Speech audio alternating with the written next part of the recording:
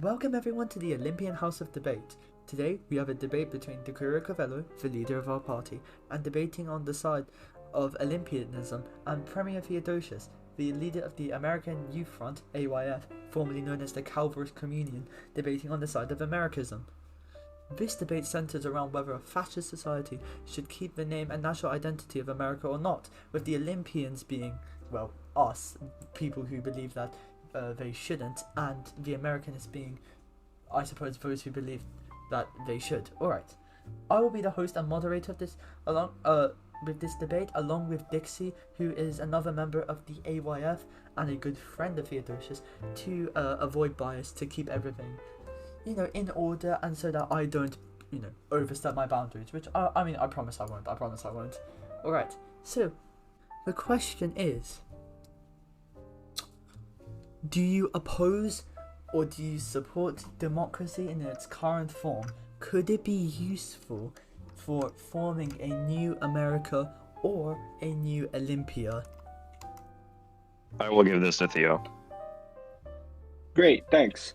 So my position on this is that democracy in its current form is a viable or partially viable route to achieving a new America, but in its current form is not something that we should strive for. So it's a tool that can be used to achieve a new America, but is not something that should be used or that should be implemented once we have achieved a new America. What needs to be changed about democracy for it to achieve new America? Well, I believe we should establish similar to what the Founding Fathers had originally intended, a representative system, so a republic. And democracy had been vastly misused, and in an attempt to span out power more and more away from the federal government and into a more individualistic sense of power.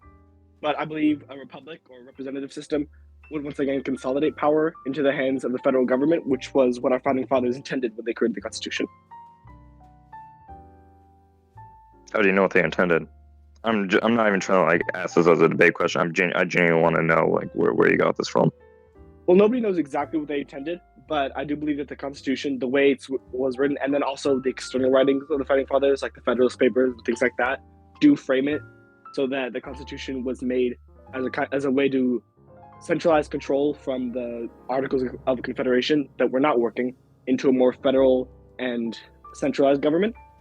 So, I can never know exactly what they intended, but that's what I believe was intended with the new Constitution. And what policies would be maintained? Is there policies such as freedom of speech still in there? Freedom of the people who can actually become president? Freedom of voting? What policies that we still have in our modern democracy will we have in this new system? Or what used to be the system, but of course was outdated and replaced? So I hold that the Constitution in its current form should be kept as our governing document, maybe with a few minor changes, maybe towards the establishment of a religion or things like that, or a more nationalistic sense so that we don't have people overstepping their free speech boundaries. We have more defined areas. But I do believe that the Constitution in its current form is probably the most valuable governing document. So most of the policies, like you stated, the freedom of speech or the Second Amendment, everything like that would still be kept under our new America. It would just be slightly tweaked to our current circumstances. In your statement, you mentioned nationalism. What are we nationalists for? What do we need to be nationalists for? The United States of America, Colombia? I just want to ask, what is your form of American nationalism, and what does it mean to you? Well, my form of American nationalism is Americanism. So it is loyalty to the nation of America, our geographical area, but not just that, loyalty also to the governing principles and the founding principles of America, which, like I said before, is the Constitution and all of our other documents like that. So my nationalism isn't just to a geographic area. I don't believe that we can just change something about the nation and then still have it be America. I believe that being an Americanist requires you to also be loyal to the founding principles of America. How are you going to convince the most diverse nation on the planet to be nationalist for something they all don't agree with? If you look at the Black community, if you also look at the gay community and all these sort of communities, you can think of a few, they all don't seem to align with American views. How do you plan to change this? Will you need to release the idea of freedom of speech for a short amount of time in order to make a cultural revolution? Or what is your plan here? Well, that's why we have the iron fist of the federal government, right? Because our liberties are to be protected, but only in the context of the liberties of the nation, right? So our individual liberties all feed into the liberty of the nation. And if the nation is not being well protected or is crumbling as it is right now, then we as a people have a responsibility to put our individual freedoms aside for the defense of the community and the nation. Yeah, but how are you going to unify the different groups? Is what I asked. So this is where a little more authoritarian practices come in, because it would be a forceful unification. It would be making sure that, now I'm not advocating the end of freedom of Forceful speech. unification. I'm not advocating the end of free speech. What I'm advocating is an end, at least in the current age, an end to speech that is directly endangering the nation. So it'll be things like anti-American sentiment, or like during the Red Scare and stuff. That was a little extreme, but the blacklisting of communists and stuff like that would be something that could be implemented on a constitutional level, while also maintaining somewhat individual liberties. Sorry if that doesn't make much sense. That's not free speech, though. No, it's not free speech. It's free speech curtailed in the defense of the nation. So let me just say something really quick here. So you're going to be implementing a Red Scare-like policy in order to unify people such as the Black community, the Hispanic community, all the denominations of Christianity, all the current religions we have in America, all the different groups here. You're going to be forcing them to unify by implementing Red Scare tactics. To an extent, yes. I said before that the Red Scare was a little extreme, but it's the most modern example that we have. And you don't think this will cause issues? Oh, I know it'll cause issues, but issues are a necessity when you're having a revolution, right? When you're having not a violent revolution, a more cultural and resurgent of America revolution. I believe there will be tons Why of do we need a complications cultural revolution? because the current culture of America has slowly been rotting. Why is it rotting? Probably because our nation was co-opted by liberalism and by a more individualistic stance. In what way has it been co-opted?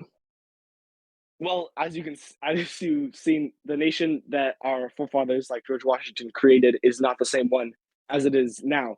And I think the main reason for that, the co-opting, your question was how has it been co-opted? It's that we didn't have our guard up. We were not expecting the co-opting, and we were allowed it to slowly happen over tons and tons of periods of time. And I believe that now that we know our nation can be co-opted, we need to put our guard up indefinitely to make sure that it is not co-opted again.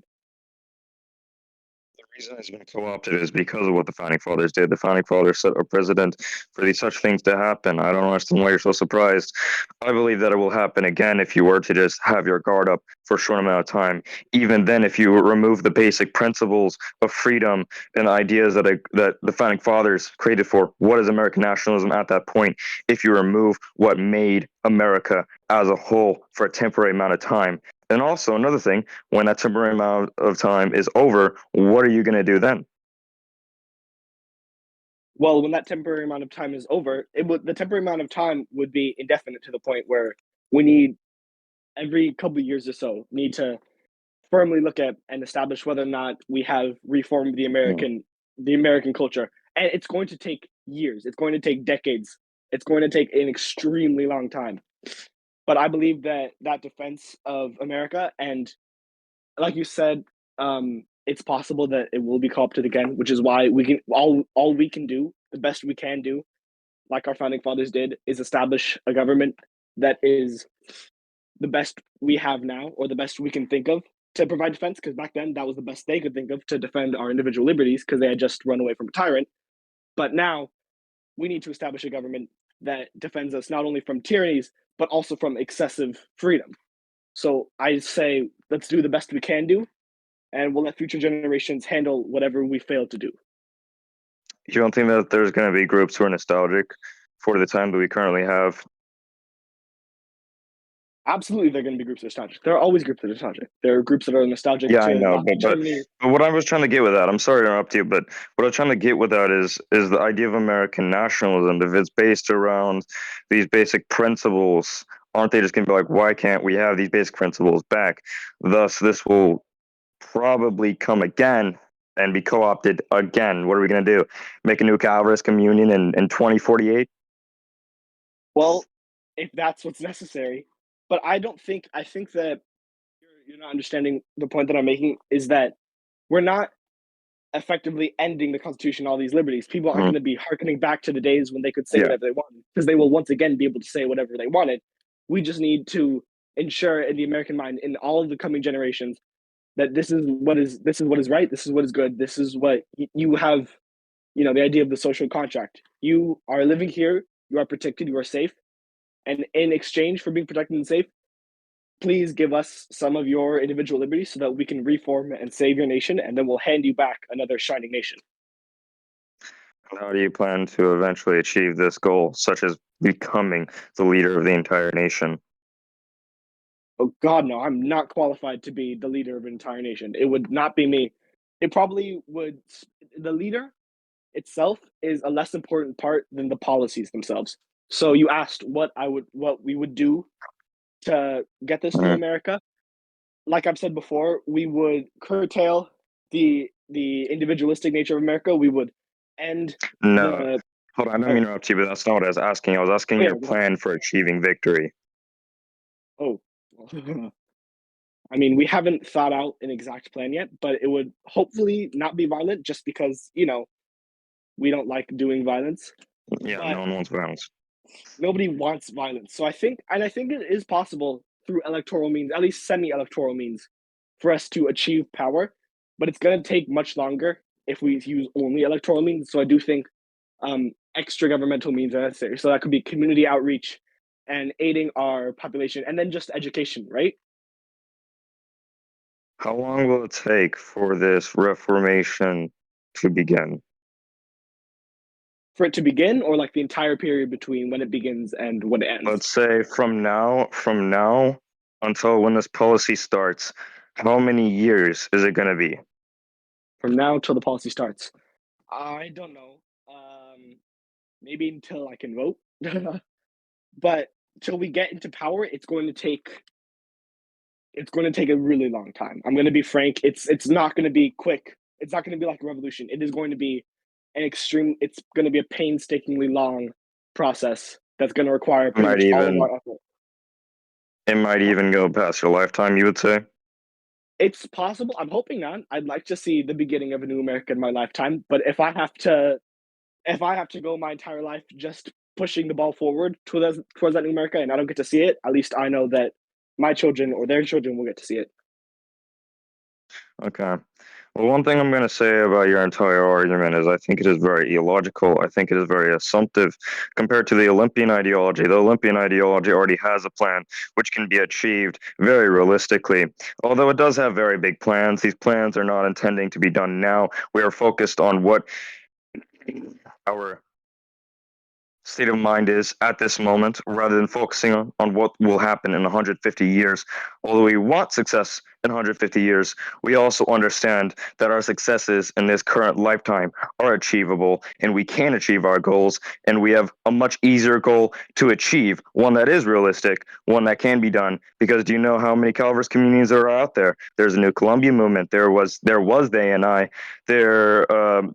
New Frontier, other movements that are basically trying to do what you are doing, from what I know from your ideology. It almost seems to me like there isn't really going to be a Calvarist communion by the time that America asks for this. In my opinion, I would say the better latter option is Olympia, something that can be achieved in one lifetime, and something that already has goals for lifetimes and lifetimes and lifetimes for the ability to be able to have influence upon your communities and not have them just be changed and not have them be reintegratable like the Calvarist communion is. For example, you have a Calvarist communion member. He may have some different beliefs, but is his daughter going to be a Calvarist communion member? Maybe not. What about their son? What about their daughter? Blah, blah, blah. Go down family and family and family. The Olympian spirit, not the spirit. The Olympian ideology is much different because the Olympian ideology actually has reasons and has a basis behind its belief system. It has a basis behind its identity. And at the end, it has a basis behind its foundation. Compared to America, its basis is unfounded and are very weak. I think that the American system, as we see it and as it was even back then, was very weak. And I think the only way that America was able to get to how it is now is through the use of secret authoritarianism.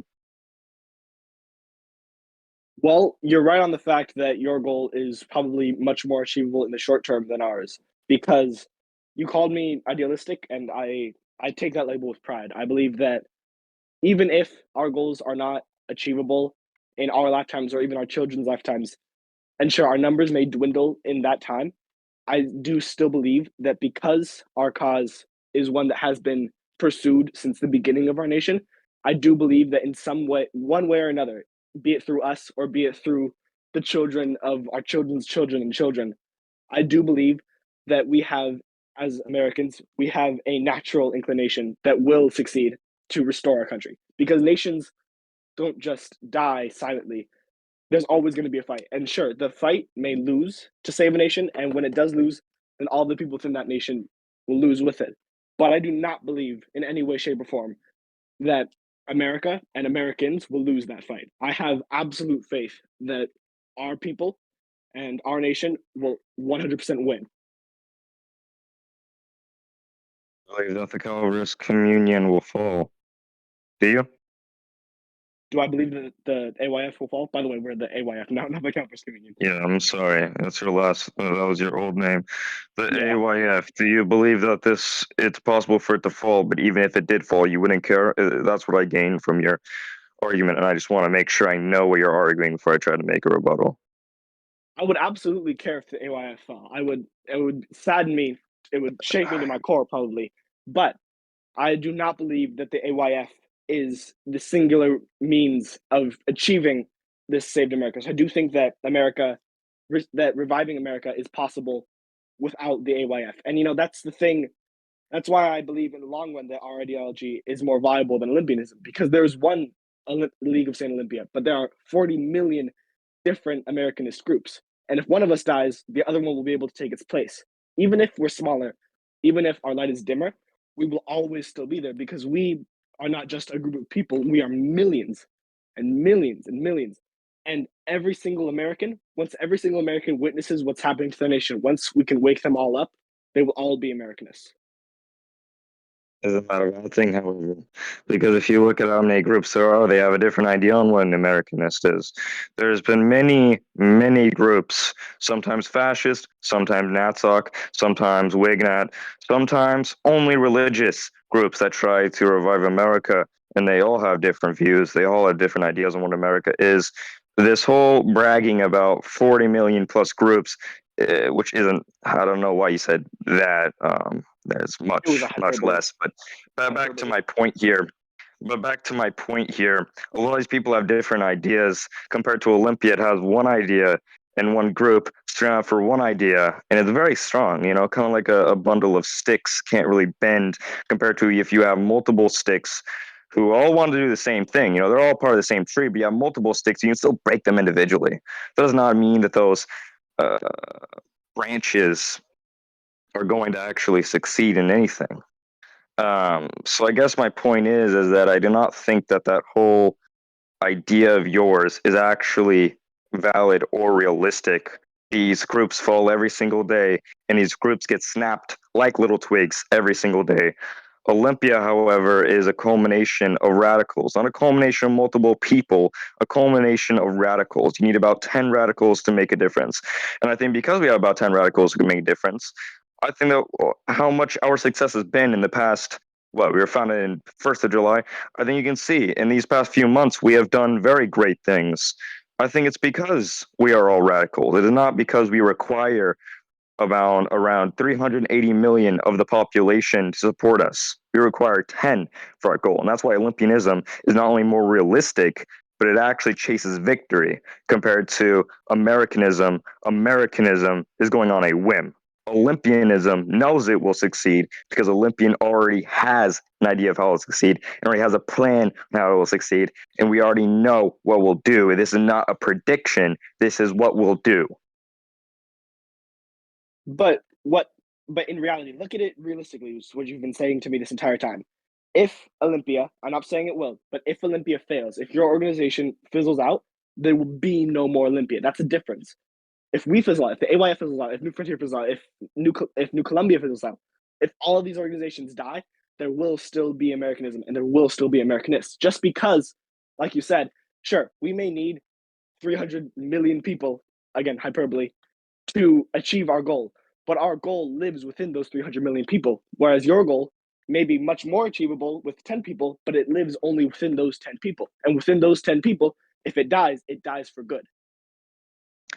300 million, I use that statistic, that is around how many people are in the United States. Though not all those people have this goal of Americanism that you have. A lot of them are actually very against it. A lot of people in America have lost this idea of what Americanism is, even the right wing. It's hyperbole. He doesn't actually mean 300 million. It's hyperbole. Of course, but I'm just saying, I'm using my point here. My point is that America is a very big nation. It is a very big state, and for your idea to even be successful in the slightest, you need more supporters than, I don't know, let's say Donald Trump, right? It's pretty hard to put someone in power for longer than about 8 years in America. And I think that your idea of what Americanism is not the same idea as all these other people in this country. A lot of them, and this is just from what I've seen, don't even know what it means to be an American anymore. I think this is due to a reason, because there truly isn't an American. What is our basis? Do we have an ethnicity? Do we have a culture? No, because there is no we. There is a difference between each and every one of us, whether it be through our skin color, whether it be through our beliefs, or whether it be through our nationality. I mean, some of us don't even come from America. Some of us may come from, I don't know, Italy, Germany, first generation immigrants, of course, Mexico, whatever. In my own opinion, I just do not think it's going to be possible. You're going to have to do a lot of bad stuff if you even want to succeed. And even then again, how you even get to the position to do the bad stuff, because you are going on a whim. Olympia is not going on a whim. But America is not a whim. America is a country that's existed for 200 years, and it will continue to exist. Even if we fail, the concept of America will continue to exist, and it may lay dormant, and it may never come back for the next 1,000 years, but it will still be there. As long as there are humans living on the geographical area that is America, there will be America. And that but may... is the concept... Continue. The concept will maybe it'll... So let's say the Constitution... Let's say there's a nuclear war. Very distant future. There's nuclear war. Let's say the 10 of you, the 10 Olympians die. Then there is no more Olympia. But let's say half of the Americans die. There is still another 150 million Americans. Because America is an idea. America is a set of beliefs. America is not just a nation or a geographical area. America is Americans. So as long as there are Americans, there will be America, even if they don't believe themselves to be American, or even if they have no pride in America. The difference is that those 10 people stood for something. The rest of the Americans never stood for anything. How do you expect, even after a nuclear blast, for them to still have that? A lot of people know this as a fact. Your life doesn't really influence you when you're about 15 above anymore. At that point, you are just a product of what you were raised in. A lot of Americans are raised in a very soulless society.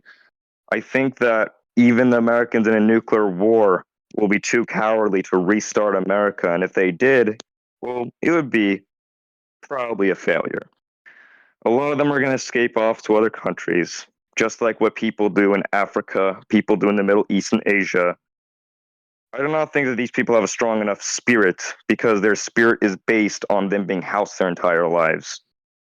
The Olympian spirit is the idea that we reject this housing. We don't believe in this housing anymore. I believe that anybody can join our housing if you like. You can always eat at our table. But we no longer want to be at this table, because this table has become degenerate, it has become anti-Christian. This table has become disrespectful. And I think that that's something to die for. So you were talking about how they would be too scared and they maybe flee to other nations, stuff like that. Um, that is probably very true. If we're looking at it realistically, yeah, there's going to be a lot of people who just run away and forget that America ever existed. But even with all those people running away, there is still a better chance of America coming back than a smaller nation or a small ideological group coming back. Because let's say 100 million survives and 99% of those 100 million leave and go off to another country. Still 1 million, if my math is right, I'm bad at math, please don't judge me. Still 1 million people are still American, right? Even if the 99%, 99 million decide to just leave, then there's still that 1 million that is still decidedly American. They chose to be and stay as Americans. Whereas for a smaller ideological group like yourselves, if the 10 of you die, or if like 5 of you decide to just leave, even if all of you decide to stay, America still has a better chance of coming back than your group just on a basic population level. Because that 1 million decides to stay as America decides to stay as America. Those are the ones that are truly loyal. What is this assumption? What does this prove? Because you're using a nuclear fallout as an example, but you do not think that a nuclear fallout would only occur when revelation. Thus, this means that the Americans will be wiped out as well. And also, I think that if there was any nuclear strikes against America, it would probably be against all major cities. This means that most Americans would die, and most of them would flee out of pure terror. Back circling to my point here, I do not think that Olympia needs to care about a theoretical nuclear blast, because if a nuclear blast does happen, again, this means revelation is occurring. And because revelation is occurring, this doesn't mean that we need to cry and bicker. Oh, well, Olympia's all dead now, because if you did well at your life, you will at that point be in heaven. I don't really see this whole argument here. This is only about achieving what is currently in our modern times. You're talking about theoretical nuclear blasts. You're talking about theoretical victory. Well, guess what? Olympia has a realistic victory. Olympia has a realistic goal. Olympia has a realistic time period. And Olympia works by that realistic time period. If a nuclear blast does happen, what am I supposed to do? Complain? No. It depends on if I'm in hell or in heaven. I will not think back then in which whether Olympia did or did not matter. So I think that this is just very theoretical. It's really about what we can do right now. It's not about a theoretical thing that you just made up for your argument. Yeah, of course. It's a hyperbolic argument, but I can hone it in for a more realistic and modern take. So even groups that are vastly different in everything they see, like pretty much every aspect, like we have some of our partners, many of whom we don't agree on a lot with, many of whom are more moderate than us. But the reason we're partners with them and the reason there's so many more of us, like patriots and stuff, is because we have the ability to gather behind a single idea, America. We take out the Constitution and then we're like, yep, that's the one. And then just with that, we rally thousands upon thousands and even millions of people just because we have an idea that doesn't require us to bicker. We can bicker once we establish a new government. But we have the reason we are so strong as Americanists is because we pull together every single American that even remotely believes in America, in the idea of America. And the Constitution is such a great document. Yes, absolutely. I believe it's probably one of, if not the greatest governing documents. I think that this document led to the downfall of the West. Well, that's your opinion, but I believe it's not my opinion. It's the truth. If you look at it, even, I guess leftists would agree that the document has allowed for freedoms of ideas to spread, in which complemented the leftist ideology, and which eventually led to the downfall of Christianity. After all, the saying goes, democracy killed Christ. Well, democracy killed Christ's influence in the Western world. You can tell because by the time that democracy was instated in Western Europe and in America, things began to go downhill because of this freedom of art and this prosperity. Humans are naturally tribalistic. This is a fact. God made us to be tribalistic. God intended for us to be tribalistic because God intended for us to eat the apple. So when we ate the apple, we gained knowledge in which we didn't even want, but this also made us tribalistic. I think and this is my own opinion, there are reasons why we are tribalistic, and tribalism has led to the creation of great societies. After all, how did we go from tribalism to any other society? It was definitely a road, and that road was from tribalism. See, fascism responds to the natural inclination to be a tribalist. And that's why I believe fascism is much more important than your constitution, because your constitution says that we need a new tribal leader every 4 years. This means that anything that this new tribal leader instates will be gone by the next guy, and then by the next guy that will be gone. There's not going to be any long-term improvements. This is why America has turned into such an unfathered country, because it does not have a tribe. People make many tribes within this quote-unquote tribe. The idea of America is weak because America is built around a culture, not an ethnicity. And there's no issue with it being built around a culture. But the thing is that this culture was also built around a political ideology. And this political ideology happens to be very weak. And this is what's led to the downfall of America. And this is what will continue to lead to the downfall of America. But what you're not able to see is that America wasn't founded on a political ideology. It was founded on a necessity, like you said, a tribalistic necessity, that we split away from an old tribe. We no longer wanted to be part of that tribe because that tribe was oppressing us. And in tribes, oppression happens all the time. So if you're going to be purely tribalistic, how is that any different to Olympia? What do you? I know it's not different to Olympia, but you, with your idea of absolute tribalism, the whole concept of that new tribalism is that now, when your citizens are feeling oppressed, or when they wish to choose a new leader, or when they wish to adopt something new, a constitution maybe, they don't have that power anymore.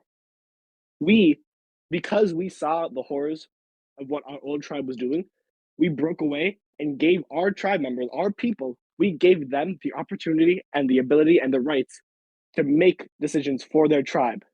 We don't entrust the tribe decisions to one person. We entrust them to all.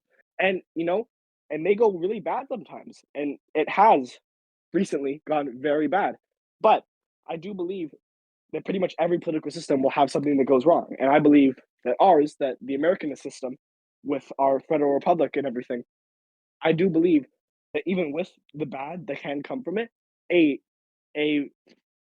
America that is created for our 21st century circumstances is one that, or is a system that is nearly foolproof. It is obviously it's going to have problems like every other system, but I believe that just by virtue of us giving our people the right to choose what happens to their tribe, we become instantly better than those that don't.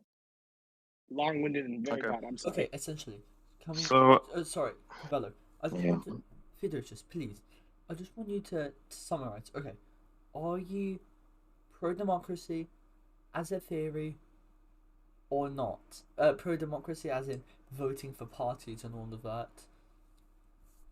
Well, that isn't democracy. That's republicanism. What you're describing is a republic. And I am pro-republic, but I'm not pro-mob rule, direct democracy. I'm pro-republic. Very interesting. Okay, Cavello, over to you. What I would say to that is, I mentioned this before, where does freedom lead us? I don't think it led us anywhere. Like I mentioned, democracy has led to the downfall of the Western world. Democracy has killed Christian values. You have still not given me an argument to that. Why was democracy such a blessing? It is what it led to. How will it not lead to this again? What has it given us? The truth is it has not given us much. There might have been a time where it felt comforting, but you have to realize there has been authoritarianism for decades, centuries. There's authoritarianism in heaven.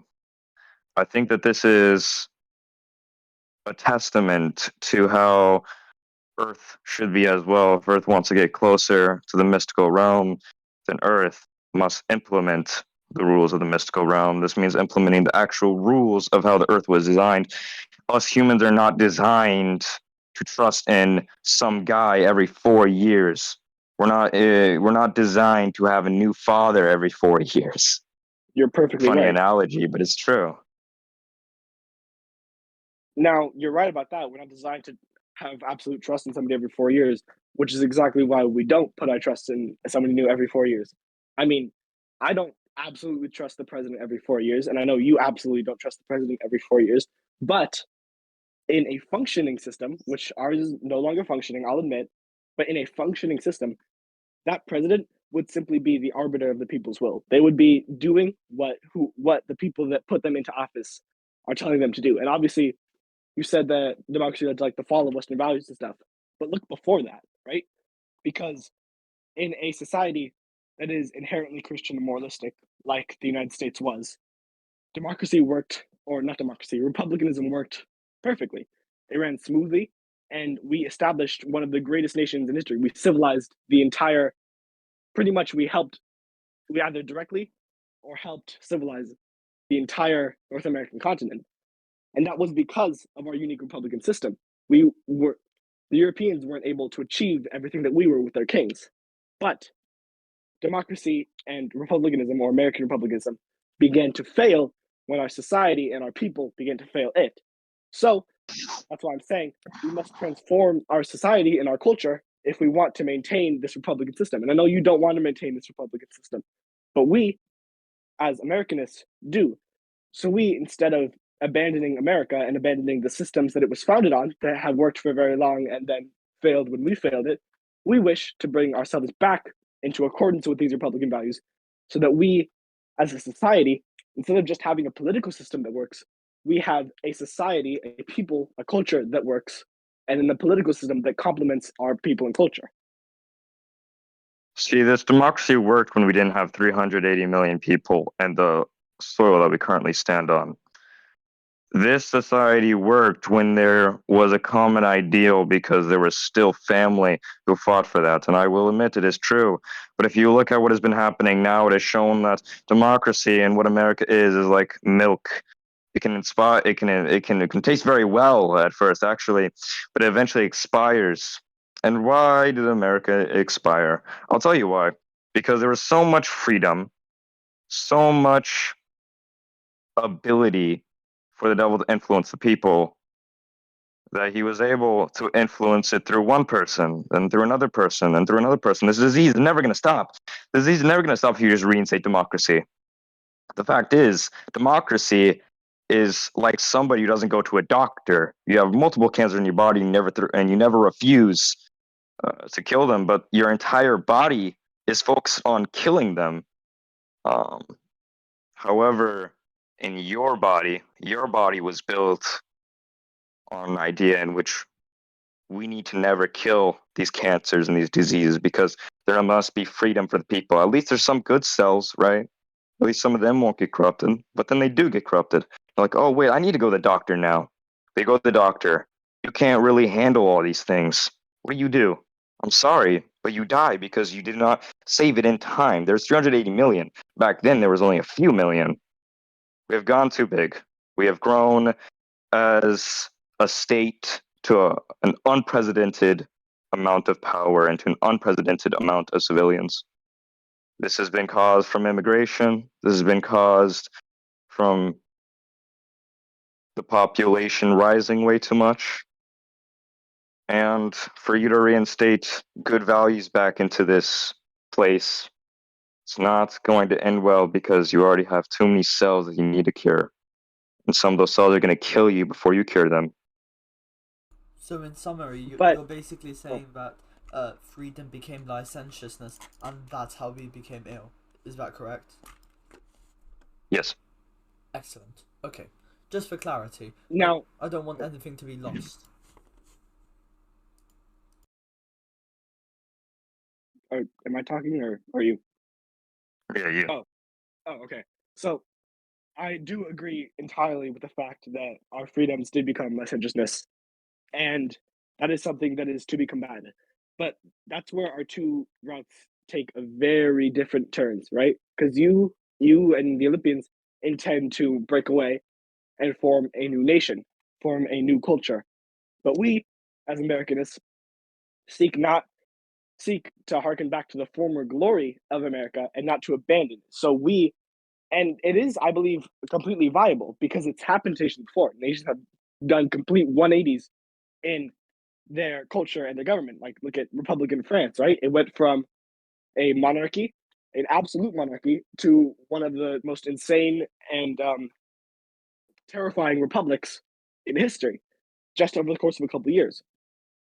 Obviously, that won't happen here because we don't want to use violence, but it is historically possible for us to completely reverse everything that's been done over the past couple of years for a nation. It's possible. It is something that has been done before. Okay, I would like All to. right. There's been a lot said about this debate, and I'm very grateful that you have, both of you have come on to here. If there is one thing, just to tie everything up, what is the one thing, Theodosius, that you disagree the most with Cavello about, and why? And then you can discuss that a little bit further, and then I'll ask the same for you, Cavello, just so we can resolve any unresolved conflicts. Well, probably my biggest disagreement before anything else is simply the idea of America. He opposes the idea of America and wants to create a new nation. I'm an Americanist. So he is an Olympianist. I'm an Americanist. That is our biggest disagreement. We disagree on the basic nation that we're trying to defend. Good, good, good. I mean, that's the. I mean, bro, that's what the debate is about.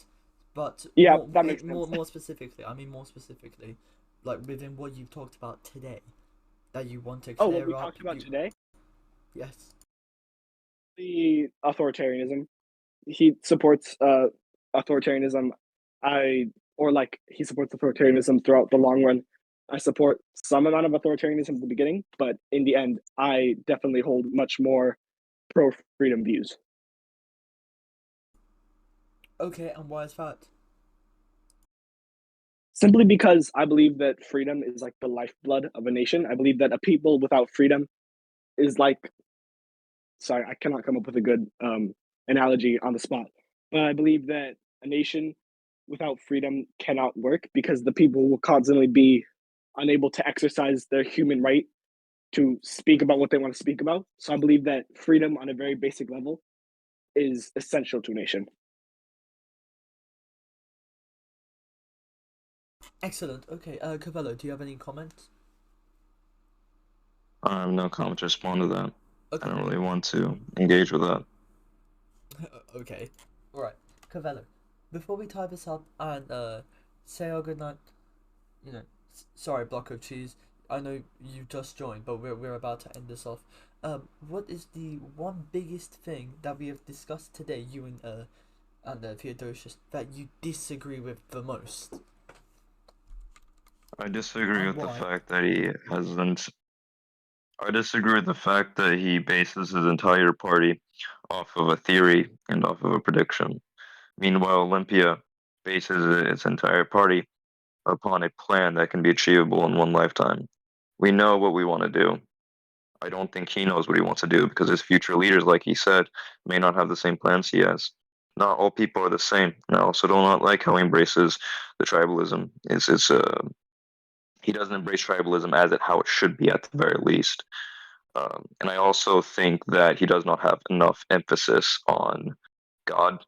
I think that is something that you need in your nation. I think that Olympia is intentionally a mystical movement.